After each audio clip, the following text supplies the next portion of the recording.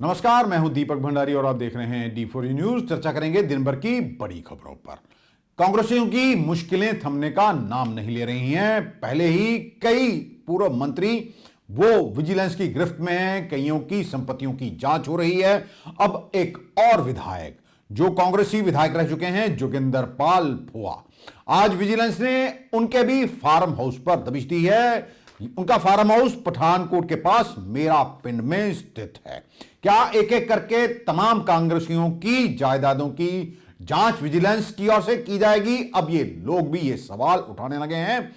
सबके सामने धीरे धीरे सच आ रहे हैं कि किस तरह पूर्व मंत्रियों की ओर से कुछ रिश्वतखोर अधिकारियों के साथ मिलकर पंजाब के खजाने को नुकसान पहुंचाया गया। आपको बता दें कि जोगिंदर पाल भुआ पर पहले माइनिंग एक्ट के तहत भी मामला दर्ज हो चुका है, वह गिरफ्तार भी हो चुके हैं। इनकम टैक्स की ओर से भी उनके खंगाले जो खाते हैं खंगाले जा चुके हैं। जब वह विधायक थे तो उन्होंने सवाल पूछने पर एक युवक को थप्पड़ मार दिया था। इसी के बाद वह चर्चा में आए थे। हमारी आज बात होती है अमृतसर रेंज के विजिलेंस के एसएसपी वरिंदर सिंह संधू के साथ। उन्होंने इस बात की पुष्टि की है और कहा है कि जोगिंदर पाल भुआ के फार्म हाउस जो कि मेरा पिंड में है, उसकी पैमाइश विजिलेंस की ओर से की जा रही है। रिपीट, भारतीय कुश्ती महासंघ के अध्यक्ष बृजभूषण शरण सिंह के खिलाफ देश की महिला पहलवानों ने मोर्चा खोल रखा है। उन पर आरोप है कि उन्होंने कुछ खिलाड़ियों का यौन शोषण किया है। उन पर आरोप बहुत ही गंभीर हैं। दिल्ली के जंतर मंतर पर 200 से अधिक ज्यादा खिलाड़ी बुधवार से ही धरना प्रदर्शन कर रहे हैं। ये धरना प्रदर्शन आज भी जारी रहा। धरने के दौरान कम्युनिस्ट पार्टी की नेता वृंदा करात जब पहुंची वहां पर तो उन्होंने माइक पर बोलने की कोशिश की तो वहां पर मौजूद ओलंपियन खिलाड़ी बजरंग पूनिया ने उन्हें कहा कि प्लीज इस मुद्दे को राजनीतिक मत बनाइए, हमारी लड़ाई फेडरेशन से है, ना कि सरकार से। जो भी देखिए, आपसे रिक्वेस्ट है, आप जो भी है आप सामने आइए। मैडम माइक किसी को नहीं मिलेगा।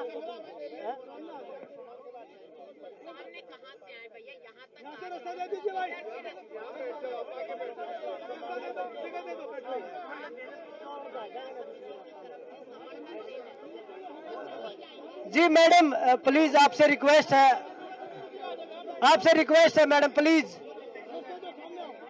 आप नीचे आ जाइए। मैडम प्लीज, आपसे रिक्वेस्ट है मैडम, प्लीज इसको। पहलवान विनेश फोगाट ने चेतावनी दी थी कि अगर बेटियां सामने आकर बताने लगी कि उनके साथ क्या क्या हुआ है तो देश का दुर्भाग्य होगा। आपको यह भी बता दें कि कुछ ऐसी खबरें चल रही हैं कि 22 जनवरी को इमरजेंसी बैठक बुलाई गई है जिन पर आरोप लगे हैं बृजभूषण शरण सिंह वह अपने पद से इस्तीफा दे सकते हैं। वहीं बजरंग पूनिया का यह कहना है कि हम देश के लिए खेलते हैं, उसके लिए लड़ते हैं। ये जो लड़ाई चल रही है वह हमारे सम्मान की लड़ाई है। उधर जो WFI के चीफ हैं उनका यह कहना है कि आरोप सही निकले तो उन्हें फांसी पर चढ़ा देना। वहीं प्रदर्शन कर रहे खिलाड़ियों का मेडल नहीं आया था ओलंपिक में, उनमें गुस्सा है, प्रदर्शन वह इसलिए कर रहे हैं। भाजपा नेता बबीता फोगाट वह कहती हैं कि जहां आग होती है धुआं वहीं से निकलता है। कोशिश करूंगी कि इन लोगों की शिकायत का हल जल्दी ही निकल जाए। इन सबके सपोर्ट में भी आज मैं कोशिश करूंगी कि इनकी समस्या का मैं समाधान जरूर निकलवा दूं। ये मैंने इनको विश्वास भी दिलाया है कि हमारी सरकार आपके साथ है। और यहाँ तक कि हमारी सरकार ने अब तक आप लोगों ने देखा होगा कि उनको बेहतर घंटे का टाइम भी दे दिया है जवाब देने के लिए, ये एक्शन भी ले लिया है और बहुत जल्दी आज हो सकता है इनका समाधान भी निकल जाए। आज मेरी कोशिश रहेगी, मैं सरकार में भी हूँ और मैं खिलाड़ी भी हूँ, तो मैं दोनों के साझी हूँ। तो दोनों के साझी होने का मेरा फर्ज था जो मैं फर्ज निभाने आई हूँ और मैं अपना फर्ज निभाऊं भी। और हम नहीं चाहते कि हमारे ऊपर कोई कल किसी का भी, आप लोगों में से किसी का बच्चा रेसलिंग में आए तो वो किसी दबाव में प्रैक्टिस करे, खुल के अपना जो जीवन है, अपनी जो ट्रेनिंग है वो कर सके। तो जो चीजें हमने फेस की है, जो आने वाला जो हमारा फ्यूचर बैठा है रेसलिंग का, उसके लिए हम नहीं सहेंगे, इसीलिए हमने आवाज उठाई है। हम खिलाड़ी हैं, हम देश के लिए लड़ सकते हैं तो अपने हक के लिए भी लड़ सकते हैं। तो लड़कियों ने जो हौसला दिखाया, मैं चाहती हूँ कि और भी जो बाकी लड़कियां वो हौसला दिखाए। डरने की किसी से जरूरत नहीं है। हम अपनी मेहनत से आए हैं, अपने परिवार की मेहनत से आए हैं। ये देश हमें प्यार दे रहा है, इसलिए आज हम यहाँ पे खड़े हैं और किसी से डरने की जरूरत नहीं है। हम सब साथ में हैं।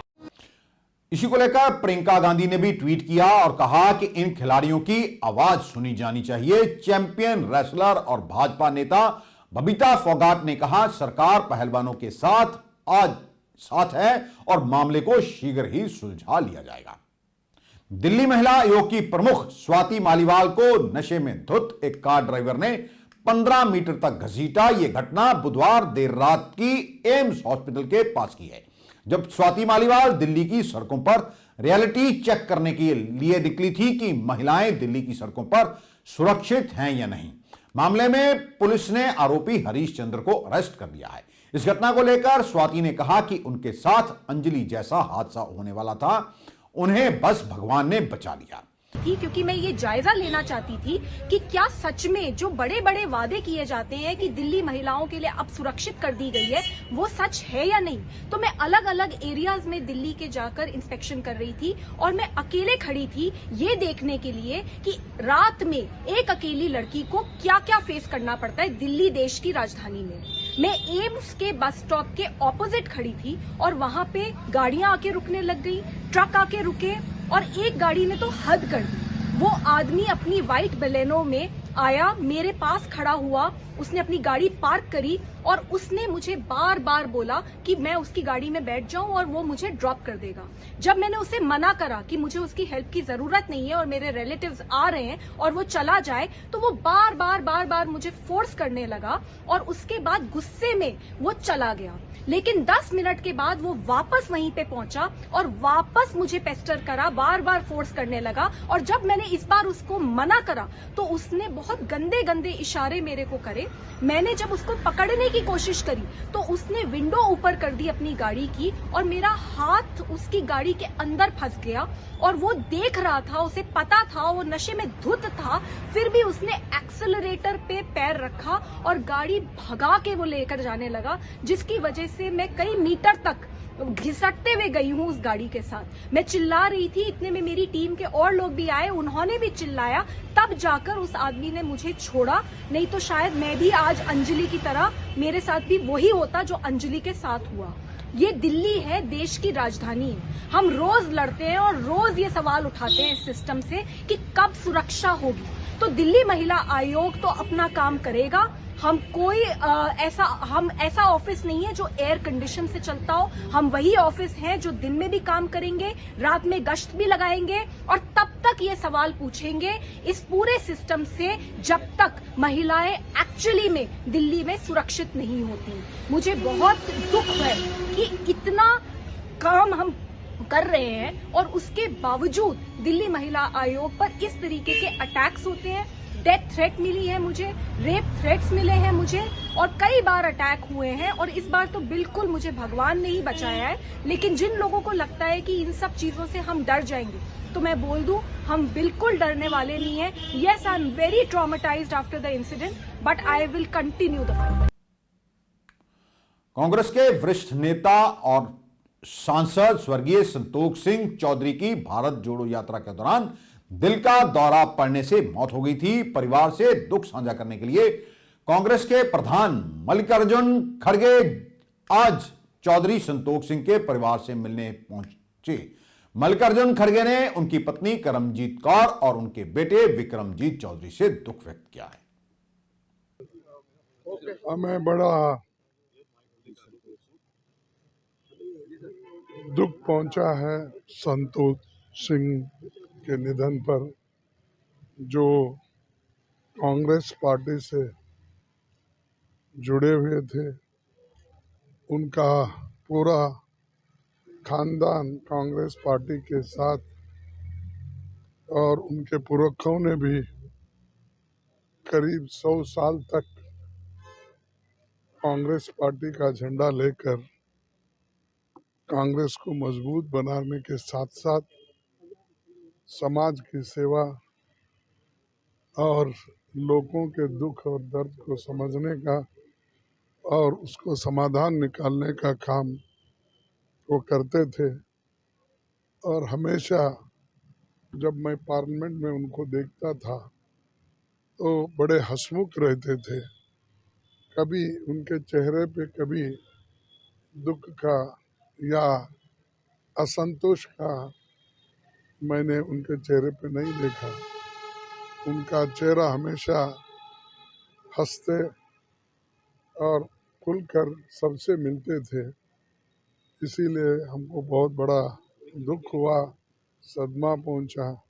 इसीलिए और ये जो है ये दुख भरने की शक्ति उनके फैमिली को दे, वो सहन करने की शक्ति भगवान उनको दे, यही मैं प्रार्थना इस वक्त कर सकता हूँ। राहुल गांधी ने एक बार फिर पंजाब सरकार पर निशाना साधा और कहा, मैंने पंजाब के मुख्यमंत्री भगवंत मान को कहा कि पंजाब को रिमोट कंट्रोल से ना चलने दे। मैं पंजाब के मुख्यमंत्री को कहना चाहता हूं कि आप मेरे साथ लोकसभा में बैठे थे, आप में और अरविंद केजरीवाल में बहुत फर्क है। पंजाब को दिल्ली से नहीं चलाया जाना चाहिए। राहुल गांधी ने कहा कि पंजाब में हम आम आदमी पार्टी से लड़ेंगे और उसे हराएंगे।